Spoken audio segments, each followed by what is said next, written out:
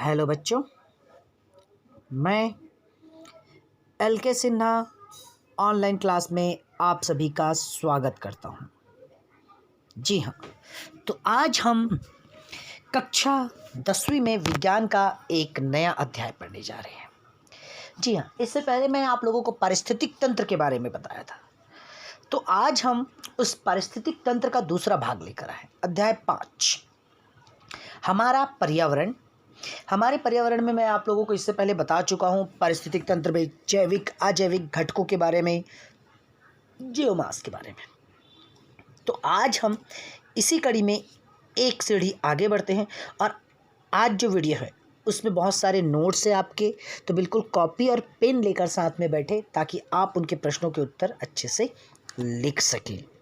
ठीक, तो अब शुरू कर रहा हूँ मैं हमारा पर्यावरण अध्याय 10। ठीक है, अध्याय 5 साइंस। तो हमारा पर्यावरण कहने का अर्थ होता है हमारे चारों ओर, पर्या धन चारों ओर, आवरण मतलब आवरण, हमारे चारों ओर जो आवरण है उसी को हम पर्यावरण कहते हैं। पर्यावरण में वो सभी चीज़ें हमें घेरे रहती है जो हम सभी जैव और अजैविक घटक समझ रहे थे। परितंत्र जैव और अजैविक घटकों से मिलकर बना होता है। इसमें जीव भोजन एक दूसरे पर निर्भर रहते हैं। परितंत्र दो प्रकार का होता है, एक होता है प्राकृतिक और दूसरा होता है मानव निर्मित। जैसे पेड़, पशु, पहाड़, प्रकृति, खेत, बगीचा, ये मनुष्य बनाता है। तो याद रखना, प्रश्न आपके 1 नंबर में भी आते हैं कि मानव निर्मित परितंत्र कौन सा है। ठीक है, तो ये सभी पारिस्थितिक तंत्र का निर्माण करता है। एग्जाम्पल के लिए वनस्पति जगत, आवास और ये सभी मिलकर एक परितंत्र का निर्माण करते हैं जिसमें सभी जीव जंतु भी रहते हैं, पेड़ पौधे, ये सभी चीज़ें इस प्रकार से रहकर क्या करती है, एक दूसरे का जीवन यापन करती है और वो प्रकृति से ही चीज़ें प्राप्त करती है। तो परितंत्र के कुछ घटक होते हैं। अजैविक घटक, जिसमें हवा, जल, भूमि आदि आते हैं जो निर्जीव घटक होते हैं। जैविक घटक, जिसमें पौधे, पशु और पक्षी आते हैं। इसमें आता है उत्पादक, उपभोक्ता और अपघटक आते हैं। जी हाँ, इससे पहले वीडियो में भी मैंने आप लोगों को इस चीज़ के बारे में बताया था, तो आज इसमें नोट से मैंने पहले ही बता दिया है आपको। तो इसमें जैविक, जिनमें जैविक क्रियाएं होती हैं, ठीक, वो जैविक घटक कहलाते हैं। उदाहरण की अगर मैं बात करूं तो सबसे पहले क्या आता है, उत्पादक। जितने भी हरे पेड़ पौधे हैं वो प्रकाश संश्लेषण की क्रिया के द्वारा अपने भोजन का निर्माण स्वयं करते हैं, इसलिए वो उत्पादक कहलाते हैं। उपभोक्ता, जो अपना भोजन स्वयं नहीं बनाता बल्कि उत्पादक पर निर्भर रहता है, उसे हम क्या कहते हैं, उपभोक्ता कहते हैं। इसमें शाकाहारी आता है, फिर मांसाहारी आता है, फिर सर्वाहारी आता है और फिर आता है कौन, परजीवी आता है। शाकाहारी में मान के चलिए जो छोटे घास फूस को खाता है, जैसे टिड्डा। ठीक है, अब उस टिड्डा को कौन खा लेगा, उस टिड्डा को खा लेगा कौन, मेढक खा लिया। मेढक को कौन खा लिया, सांप खा लिया। सांप को अगर डेथ हो गई तो क्या कर लेंगे, उसको, उसे कंपोस्ट हो जाएगा, मतलब अपघटक उसे निरस्त कर देंगे।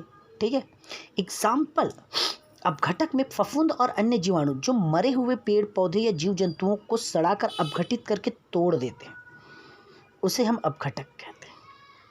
आहार श्रृंखला, ऐसी श्रृंखला जिसमें एक जीव दूसरे जीव से भोजन के रूप में खाता है, उसे आहार श्रृंखला कहते हैं। जैसे घास को हिरण खाता है, हिरण को शेर खाता है, तो ये एक प्रकार की श्रृंखला का निर्माण करता है। या पिछले वीडियो में मैंने बताया था 10% के नियम को भी लागू करता है, अर्थात एक पोषी स्तर दूसरे पोषी स्तर को केवल 10% ऊर्जा का स्थानांतरण ही करता है, बाकी 100% में से 90% ऊर्जा का उपयोग वो स्वयं अपने कार्यों के लिए करता है। तो इस प्रकार से 90% का अपने जीवन काल में उपयोग करता है। अब दूसरी चीज़ आती है आहार नाल किसे कहते हैं। तो आहार जाल जो है, कहने का अर्थ होता है जालिका संरचना, बहुत सारे आहार श्रृंखलाएं आपस में मिलकर आहार जाल का निर्माण करती, जिसे खाद्य जाल भी कहते हैं, क्योंकि सभी आहार श्रृंखलाएं कहीं ना कहीं एक दूसरे को, ठीक है, क्या करती है, एक दूसरे को जुड़ी होती है, इसलिए वो एक जालिका नुमा संरचना का क्या करती है, निर्माण करती है। ठीक है, जैसे एग्जाम्पल के लिए यहाँ पर देखिए, ये देखिए यहाँ पर जो फॉक्सेस है वो बहुत सारे जीव को खा लेते हैं, ठीक है, और ये सभी एक जालिका नुमा संरचना का क्या करते हैं, निर्माण करते हैं। ठीक, प्लांट से अगर सीधे जाए तो एक सीधी श्रृंखला प्राप्त होती है, परंतु आपस में जो जीव हैं, जो भोज्य पदार्थ के लिए एक दूसरे से जुड़े हुए हैं, वो अक्सर एक संरचना का निर्माण करते हैं। अब आता है जैव संवर्धन। आहार श्रृंखला में हानिकारक रसायनों का एक पोषी स्तर से दूसरे पोषी स्तर पे जाने पर वृद्धि होना, और ऑक्सीजन, ओजोन परत, ये ऑक्सीजन के 3 अणुओं के मिलने से बनती है। वैसे तो यह विषैली है, लेकिन हमारे लिए बहुत लाभदायक है, क्योंकि पृथ्वी के चारों ओर एक कंबल की तरह घेरे रहती है और सूर्य से आने वाली अल्ट्रावायलेट यूवी किरणों से धरती को से आने से रोकती है, जिससे हमारा क्या होता है, सुरक्षात्मक एक आवरण का कार्य करती है। ओजोन परत, इसका सूत्र क्या है, O3 होती है, क्योंकि यूवी लाइट से हमारी त्वचा पे कैंसर जैसे रोग हो सकते हैं। ओजोन की परत में 6 छेद पाए जा चुके हैं। ओजोन परत का ह्रास, मतलब उसकी हानि, 1985 में अंटार्कटिका में पहली बार ओजोन परत की मोटाई में कमी पाई गई थी। इस छेद का नाम, ठीक है, दिया गया, इस कारण इसे मुख्य कारण क्या कहा जाता है, CFC गैस को माना जाता है, क्योंकि AC, फ्रीज, सेविंग क्रीम आदि से निकलती है, और क्योटो प्रोटोकॉल में इसकी सीमित उत्पादन की बात सामने आई है। ठीक है, क्योंकि अगर ओजोन परत कहीं भी क्षति हुआ, ठीक है, तो वहाँ से यूवी लाइट हमारे पृथ्वी पर पड़ेगा, जिससे हमारा जीवन क्या हो जाएगा, असंभव हो जाएगा। ठीक, तो ये ओजोन परत की मोटाई अर्थात ऑक्सीजन गैस की संख्या प्रकृति में उचित और सही मात्रा में होना बहुत आवश्यक है, क्योंकि अगर इसमें कोई भी परिवर्तन हुआ तो वो हमारे लिए बहुत हानिकारक होगा। और साथ ही साथ, ठीक है, जैव निम्नीकरण या ओजोन का जो देखिए CFC गैस जो जाती है वो सीधा ओजोन परत को क्षतिग्रस्त कर देती है, जिससे अल्ट्रावायलेट किरणें कहाँ पड़ेगी, पृथ्वी पर पड़ेगी, जिससे मनुष्य को बहुत सारी हानि हो सकता है। मुख्य कारण यही है कि इसे त्वचा संबंधी कैंसर जैसी भयंकर बीमारी भी हो सकती है। जैव निम्नीकरण पदार्थ वो पदार्थ जो सूक्ष्म जीवों द्वारा प्राकृतिक रूप से अपघटित कर लिए जाते हैं, जैसे कागज, कपड़ा, फलों एवं सब्जियों के छिलके। इसे कहाँ रखा जाता है, इसे अगर गवर्नमेंट ने एक कूड़ादान दिया है जिसे हरा रंग का होता है, उसमें इसे रखा जाता है। ठीक है, हरे रंग के कूड़ेदान में इसे रखा जाता है, जिसे जैव निम्नीकृत करके खाद में परिवर्तित किया जाता है।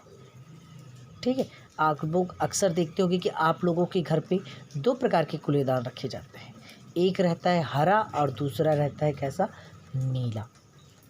अजैव निम्नीकरण पदार्थ मतलब जो प्राकृतिक रूप से सूक्ष्म जीवों द्वारा अपने आप अपघटित नहीं होते, जैसे कि कांच, एल्युमिनियम, प्लास्टिक आदि, इसे नीला कूड़ेदान में क्या किया जाता है, रखा जाता है, ताकि इसे आसानी से क्या किया जा सके, रिसाइकल किया जा सके। तो इस तरीके से ये कूड़ेदान निम्नीकृत करने की प्रक्रिया में भाग लेते हैं। ये मैं इसलिए बता रहा हूँ क्योंकि अभी हमने वर्तमान समय में क्या देखा था, वर्तमान समय में हमने देखा था अपघटक के बारे में बताया था इससे पहले भाग में। तो इस भाग में मैंने इसे भी इसलिए जोड़ा है ताकि आप लोगों को ये समझ में आना चाहिए कि निम्नीकृत 2 प्रकार के होते हैं, जैव और अजैव। और इसी चीज़ में आगे बढ़े तो कचरा प्रबंधन की विधि आती है, जैव मात्रा या खाद बनाना, कूड़ा भराव क्षेत्र बनाना, कूड़े की कंपोस्टिंग करना, पुनः चक्रण करना और पुनः उसे क्या करना, उपयोग में लाना। जैव मात्रा या खाद बनाया जाता है गोबर को एकत्रित करके। कूड़ा भराव क्षेत्र बनाना, एक जगह कूड़े कचरे को एक जगह रख कर उसे वापस कंपोस्ट करके कूड़ेदान को क्या किया जाता है, कंपोस्ट करके खाद में बदला जाता है। और जिन चीज़ों का पुनः चक्रण हो सकता है अर्थात पुनः उपयोग हो सकता है उसे दोबारा अलग किया जाता है, और जिनका पुनः उपयोग किया जा सकता है उसे भी अलग कर लिया जाता है। कुछ चीज़ों को पिघलाकर नए चीज़ बनाकर हम पुनः उपयोग करते हैं, और कुछ जो अवस्था में उसे ही थोड़ा सा बदल कर उसे दूसरे रूप में हम उपयोग में करते हैं। तो इस प्रकार से ये पूरा प्रबंधन हुआ, किसका? कचरा प्रबंधन का कार्य हुआ, और इसकी विधियाँ हुई। अब आगे हम और पढ़ेंगे, वो आप लोग के लिए विशेष है परितंत्र। देखो, परितंत्र किसी क्षेत्र में सभी पेड़ पौधे, सूक्ष्म जीव के साथ पर्यावरण के सभी जैव और अजैविक भौतिक घटकों का अन्योन क्रिया को एक साथ एक प्राकृतिक तंत्र बनाती है। तो परितंत्र के अगर घटक की बात करूँ तो मैंने पहले ही समझा दिया था कि परितंत्र के दो ही घटक होते हैं। एक जैव घटक जिसमें सभी सूक्ष्म मतलब सभी प्रकार के जीव आते हैं, और दूसरा आता है कौन सा? अजैव घटक। अजैव घटक में भी दो चीज़ आता है, एक आता है भौतिक कारक धूप और ताप, दूसरा हो सकता है रासायनिक कारक जिसमें खनिज पदार्थ, मृदा इत्यादि आते हैं। करते हैं किसकी? परितंत्र के प्रकार की, कि परितंत्र कितने प्रकार के होते हैं। तो देखिए, मैंने पहले ही बता रखा है आप लोगों की परितंत्र में अलग अलग घटक अलग अलग प्रकार से होते हैं। तो अगर प्राकृतिक परितंत्र की बात करूँ तो अलग, और कृत्रिम परितंत्र की बात करूँ तो अलग। ये चीज़ मैंने आपको पहले ही बता दिया था। तो जैसे पार्क, बगीचा, ये सब आता है। अब इनके परितंत्र के जैव घटकों की अगर बात करूँ तो 3 समूहों में विभक्त किया गया है। परितंत्र के जो घटक है उनके परितंत्र के घटकों को 3, पहला उत्पादक, दूसरा उपभोक्ता और तीसरा अपघटक। उत्पादक जिसमें हरे पेड़ पौधे आते हैं जो प्रकाश संश्लेषण की क्रिया के द्वारा अपने भोजन का निर्माण करते हैं, उसे क्या कहते हैं? उसे उत्पादक कहते हैं। उपभोक्ता में वो आते हैं जो उत्पादक को भोजक के रूप में क्या करते हैं? ग्रहण करते हैं, और ये हमेशा शाकाहारी होते हैं। तीसरा आते हैं सूक्ष्म जीव आते हैं जो मृत जंतुओं और पौधों को अपघटित कर जटिल कार्बनिक रसायनी से सरल कार्बनिक पदार्थों में क्या कर देते हैं? अपघटित कर देते हैं। उसमें कौन आता है? अपघटक आता है, जिसका उपयोग पुनः पौधा अपने कार्यों के लिए करता है। फिर दूसरी चीज़ मैंने बताया था आपको आहार श्रृंखला और आहार जाल के बारे में, जिसे खाद्य श्रृंखला कहते हैं। सूर्य के प्रकाश से पौधे अपना भोजन का निर्माण किए, जिसे कौन खा रहा है? जंतु, प्राथमिक शाकाहारी गाय। गाय को फिर अपमार्जक कौन? गिद्ध खा लेता है जब उसकी डेथ होती है। ठीक है, तो इस तरीके से ये एक खाद्य श्रृंखला को पूरा करता है। अब प्रत्येक श्रृंखला में याद रखिए जो उत्पादक होता है वो सबसे नीचे रहता है। ठीक है, आहार श्रृंखला का प्रारंभ उत्पादक और प्राथमिक उपभोक्ता शाक भक्षी का आहार बनाते हैं। वे द्वितीय उपभोक्ता मांसाहारी बनते हैं, और तृतीय में सबसे ऊपर मांसाहारी भक्षी होते हैं। पौधे, कीड़े, चूहा, शाकाहारी में आया कीड़ा। ठीक है, सर्वभक्षी के बाद जो आता है कौन? उल्लू, जिसे मांस भक्षी भी कहते हैं, ये उपभोक्ता है। तो 3 उपभोक्ता हुए। पोषी स्तर, आहार श्रृंखला में पोषी स्तर जो रहता है बहुत महत्वपूर्ण है, क्योंकि आहार श्रृंखला का प्रत्येक चरण जिसमें आहार ऊर्जा का स्थानांतरण होता है उसे क्या कहा जाता है? पोषी स्तर कहा जाता है, जिसमें ऊर्जा का क्या होता है? स्थानांतरण होता है। प्रथम पोषी स्तर में कौन आता है? उत्पादक आते हैं। द्वितीय पोषी स्तर में प्राथमिक उपभोक्ता आता है, और द्वितीय उपभोक्ता तृतीय पोषी स्तर में आता है, और फिर चतुर्थ पोषी में तृतीय उपभोक्ता आता है, जिसमें बड़े मछली स्तनधारी जीव आते हैं। और प्रत्येक पोषी स्तर में मैंने पहले ही बताया है कि ऊर्जा का स्थानांतरण कितना होता है? 10% होता है, और धीरे धीरे ये एक शंकु का निर्माण करता है। ठीक, तो इस प्रकार से पोषी स्तर की अगर मैं बात करूं तो पोषी स्तर में ऊर्जा का प्रवाह निरंतर कैसा रहता है? निरंतर बंधा रहता है। और मैंने इसे 1%, मैंने क्या कहा था? 10% का स्थानांतरण करता है। ठीक है, अगर पत्तियों में सूर्य के प्रकाश के ग्रहण करके वो प्रकाश संश्लेषण के द्वारा ऊर्जा का निर्माण करता है, तो उसका 90% वो स्वयं उपयोग करता है, और मात्र 10% वो अगले के पास क्या करता है? स्थानांतरित करता है। इस तरीके से एक उपभोक्ता से, उत्पादक से लेकर उपभोक्ता तक अगर हम देखें तो एक शंकु का निर्माण होता है, जिसे खाद्य शंकु भी कहते हैं, या क्या कहते हैं? इसे श्रृंखला पिरामिड भी कहा जाता है, या इसे ऊर्जा पिरामिड भी कहते हैं। सबसे ऊपर वाले के पास ऊर्जा कम और सबसे नीचे वाले के पास ऊर्जा क्या रहती है? अधिक रहती है और ऊर्जा का पिरामिड हमेशा सीधा ही बनता है। अब अगर मैं बात करूं जैव आवर्धन की, अर्थात हम दवाइयों का उपयोग करते हैं, जैसे कीटों और मारने के लिए हम उपयोग करते हैं, इससे आहार श्रृंखला में प्रवेश कर जाती है और बहुत सारे कीट जो हो जाते हैं क्या हो जाते हैं, नष्ट हो जाते हैं। इसका प्रभाव किस पर पड़ता है, आहार श्रृंखला पर पड़ता है। इसी प्रक्रिया को हम क्या कहते हैं, जैव आवर्धन कहते हैं। क्योंकि हम रासायनिक पदार्थों का उपयोग करते हैं तो कहीं ना कहीं उसका उपयोग उन जीवों कर पड़ता है और उन जीवों की संख्या धीरे धीरे कम हो जाती है, या तो डेथ हो जाती है या तो फिर वो विलुप्त हो जाती है और